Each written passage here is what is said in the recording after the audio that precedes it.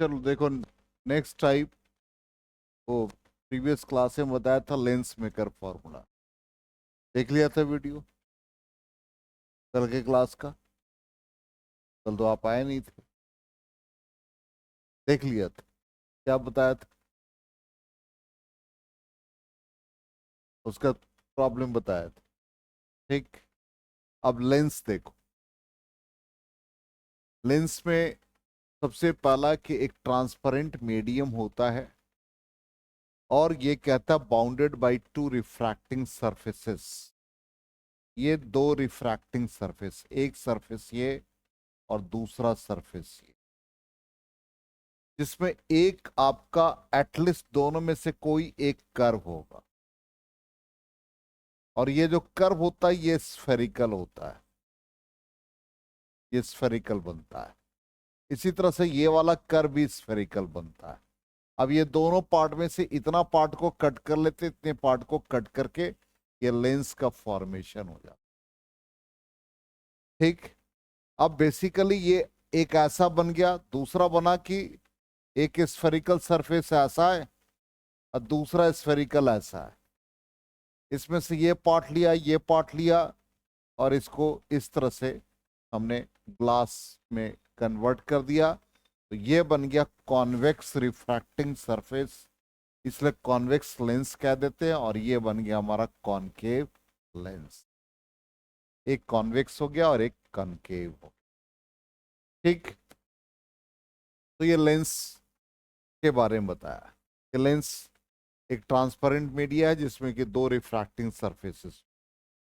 अब यहां पर ये दोनों सरफेस ऐसा है जिसको बाई कन्वेक्स कहते हैं। ठीक, दूसरा पार्ट बन जाएगा प्लेनो कन्वेक्स। तो प्लेनो कन्वेक्स कैसा बना? तो कन्वेक्स का ये पार्ट, इस कन्वेक्स जब भी हम लोग बनाते हैं तो एक स्टार्टिंग और क्लोजिंग ऐसे होता है। अब प्लेनो कन्वेक्स में पहला प्लेन होगा और जो इनक्लोज करेंगे, बंद करेंगे, वो इससे करेंगे बंद। तो इससे बंद किया तो देखो ऐसा शेप बन गया प्लेनो कन्वेक्स, क्योंकि लास्ट में कन्वेक्स है। अब प्लेन पहले, इसलिए पहले प्लेन बनेगा और तब फिर ये क्लोजिंग करेंगे तो प्लेनो कन्वेक्स में।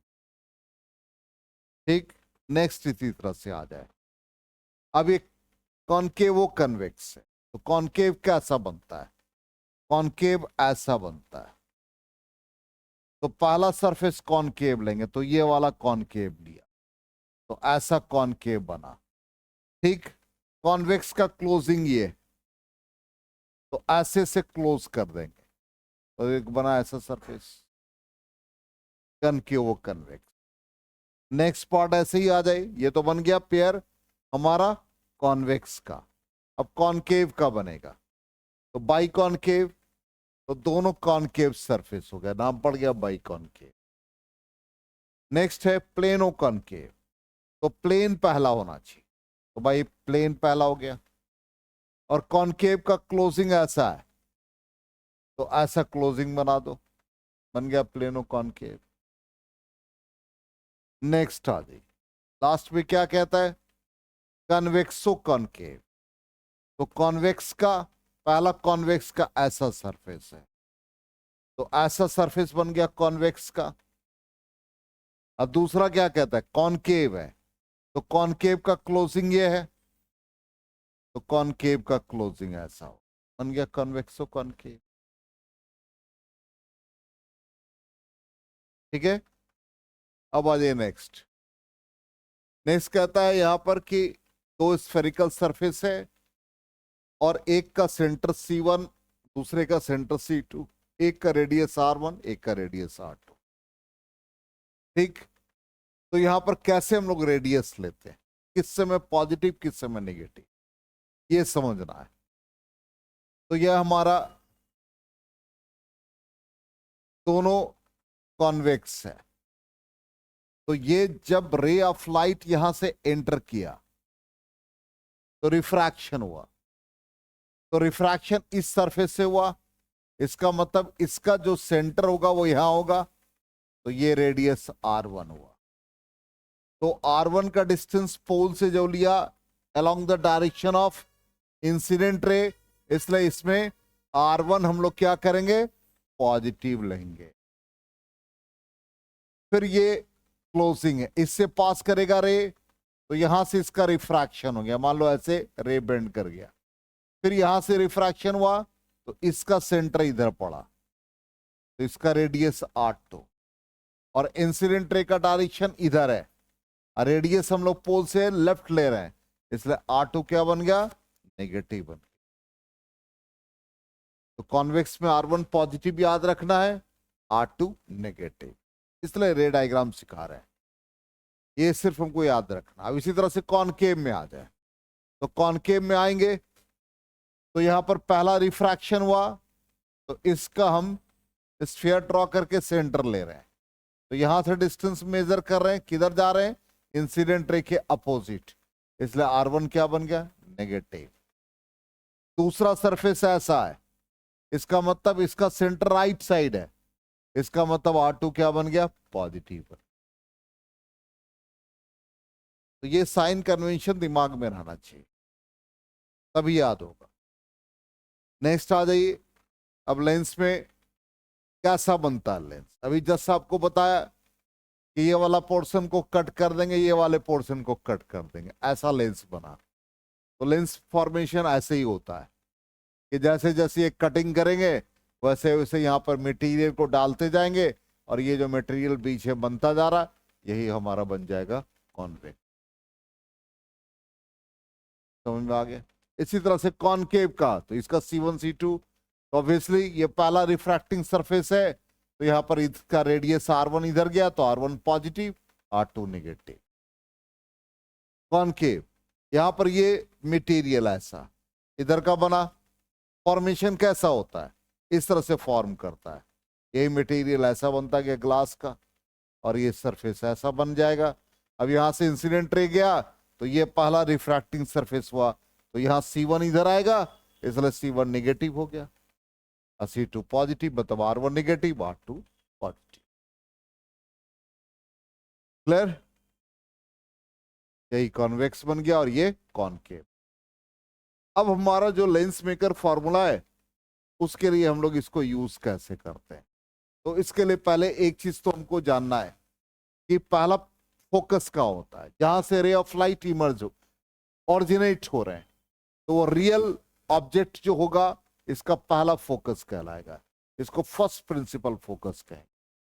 और कॉनकेव के लिए कि जब रिफ्रैक्शन के बाद जब जहां पर वो कन्वर्ज करेगा एपीएस टू कन्वर्ज, तो उसको हम लोग फर्स्ट प्रिंसिपल फोकस कहें। तो ये पहला फोकस बन गया, इसका नाम फर्स्ट प्रिंसिपल फोकस। इसी तरह से नेक्स्ट पार्ट आ जाए, आफ्टर रिफ्रैक्शन जहां पर ये मिलेगा ये F2 हो जाएगा, ये सेकेंड फोकस होगा। यहां भी क्या हुआ, ये जस्ट एपीएस टू डाइवर्ज जो होगा वो सेकेंड फोकस होगा। तो फर्स्ट फोकस सेकेंड फोकस को दिमाग में रखना है, ठीक। ये सेकेंड प्रिंसिपल फोकस। अब फोकल लेंथ, पावर और एपर्चर।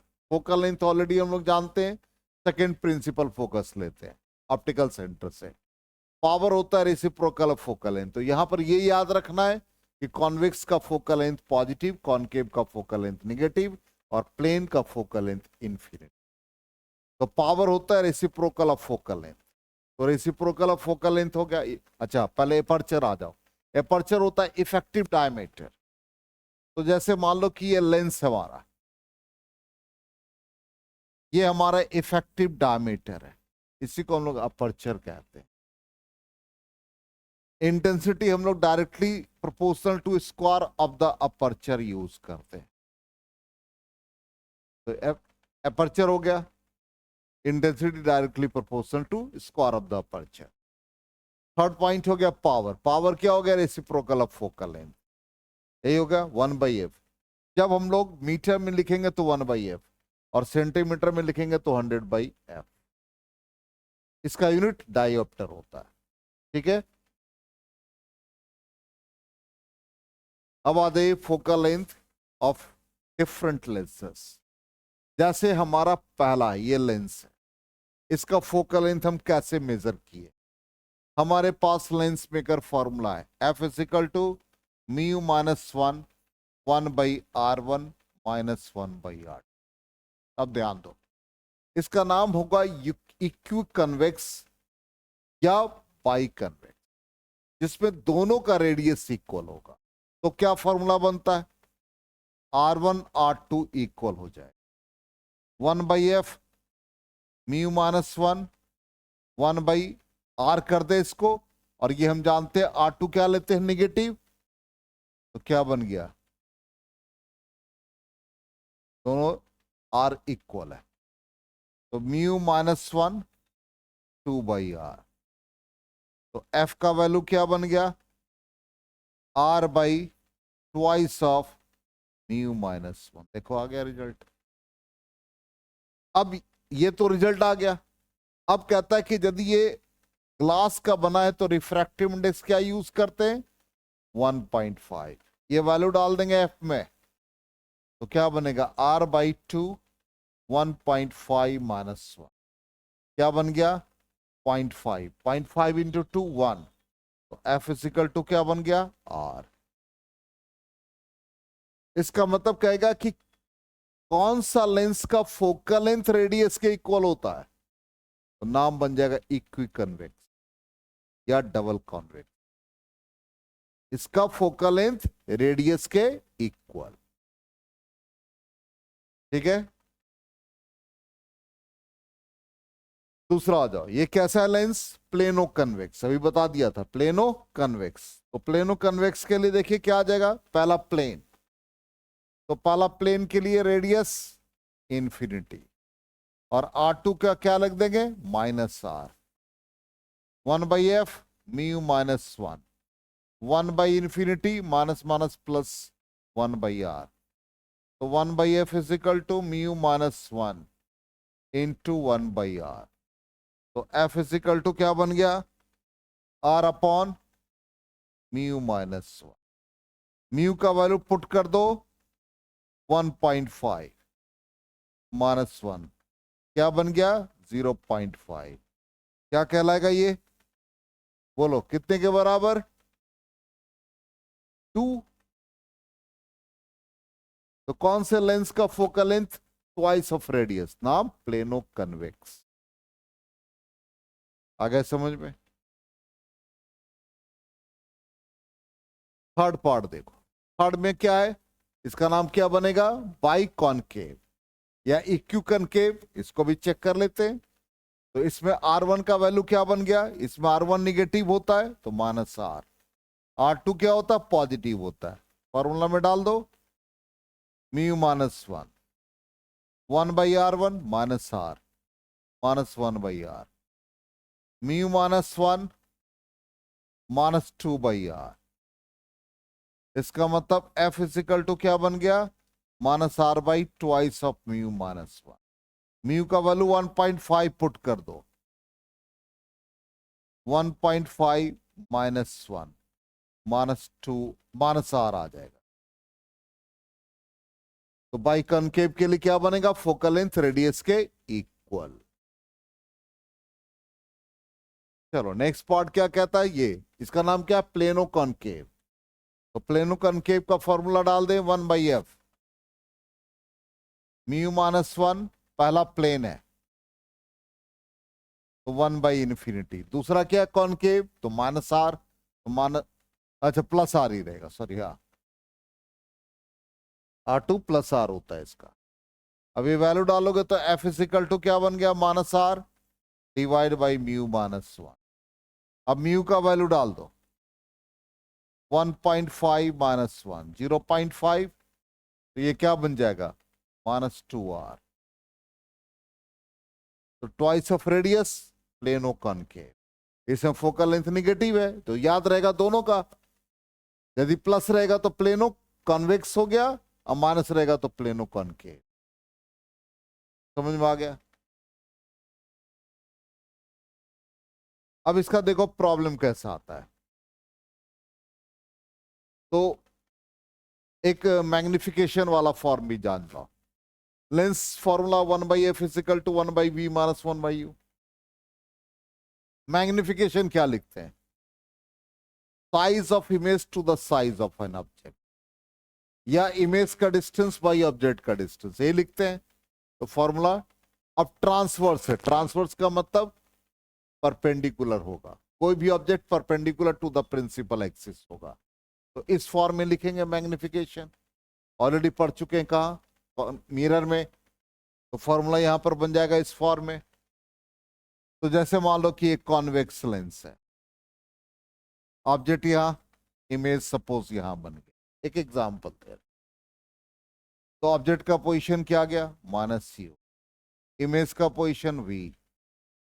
तो मैग्निफिकेशन क्या लिखते हैं, v by U is equal to I by O, v positive u negative, image कैसा है, उल्टा है, below the principal axis negative, object erect है, इसलिए मैग्निफिकेशन क्या गया, I by O V by U.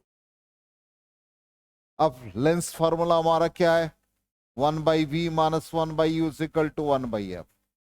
अब हम इसको v और f के फॉर्म में लिखना चाहते हैं, तो v से मल्टीप्लाई कर दो दोनों तरफ, v बाई एफ।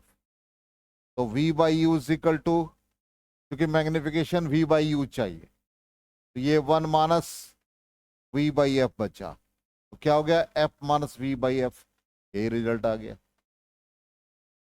तो फोकल लेंथ और इमेज डिस्टेंस के रिस्पेक्ट में ऐसा लिख, वैसे ही हम लोग फोकल लेंथ और ऑब्जेक्ट के लिए लिख सकते। आ गया समझ में, ठीक।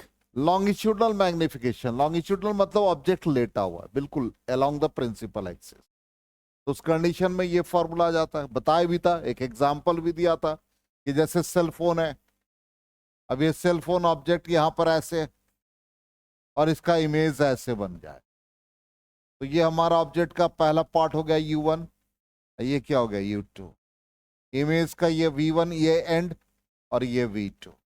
तो इफेक्टिव वैल्यू क्या बन गया, ये delta V, V2 minus V1, ये क्या बन गया delta U, U2 minus U, image to the object V2 minus V1 by U2।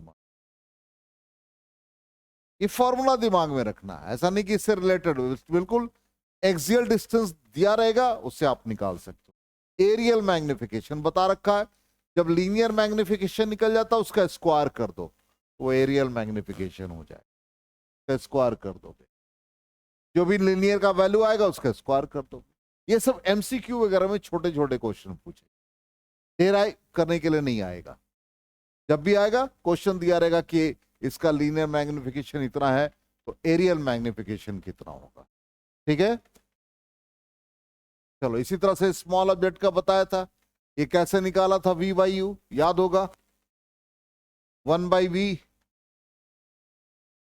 Minus 1 by U 1 by F, differentiate किया, dv हो गया, डिफ्रेंशिएट किया 1 बाई स्क्वायर डी यू, ये 0 आ गया। तो इससे क्या बना, dv बाई डी यू, या dv by V square is equal to D U by U square.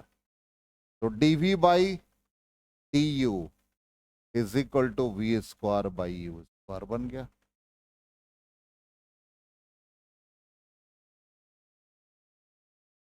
Clear, तो ये पार्ट आपका कंप्लीट हो। अब न्यूटन्स फार्मूला, न्यूटन्स फार्मूला वहां भी आया था, क्या था, ऑब्जेक्ट का डिस्टेंस फोकस से और इमेज का भी डिस्टेंस फोकस से लेते हैं, यही Newton's law for Newton's formula कहता है। तो ऑब्जेक्ट यहां है, इमेज यहां फॉर्म कर रहा है, यहां पर फोकस है, तो इससे डिस्टेंस ले लेंगे x1 और यहां से डिस्टेंस x2, तो क्या रिजल्ट आएगा, x1 x2 is equal to F square. तो कैसे आया, ये रिजल्ट आपको दिमाग में रखना है, 1 by V minus 1 by U is equal to 1 by f4। तो हम ऑब्जेक्ट का डिस्टेंस यहां से लेते हैं, तो ये ऑब्जेक्ट का डिस्टेंस हो गया u, तो u क्या बन गया, ये फोकल लेंथ f है, तो क्या बन गया x1 प्लस f। v2 यहां से यहां तक क्या है, ये f है, तो v क्या बन गया x2 प्लस f। v क्या हो गया, along the direction of incident ray positive, u क्या हो गया नेगेटिव। तो v डाल दिया 1/x2 प्लस एफ, और ये पॉजिटिव आ जाएगा x1 plus F 1/f multiply, मतलब एलसीएम ले ले, तो x1 plus F, x2 plus F, x1 plus F, x2 plus F 1/f।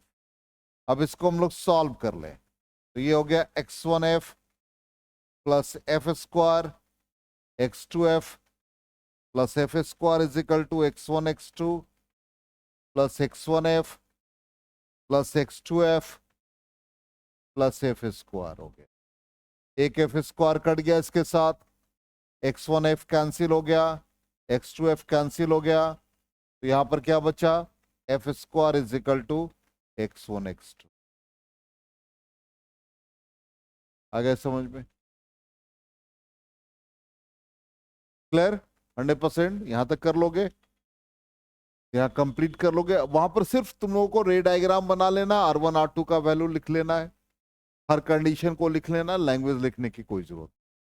यहां तक का नोट्स कंप्लीट कर लो, फिर कल आगे करते हैं।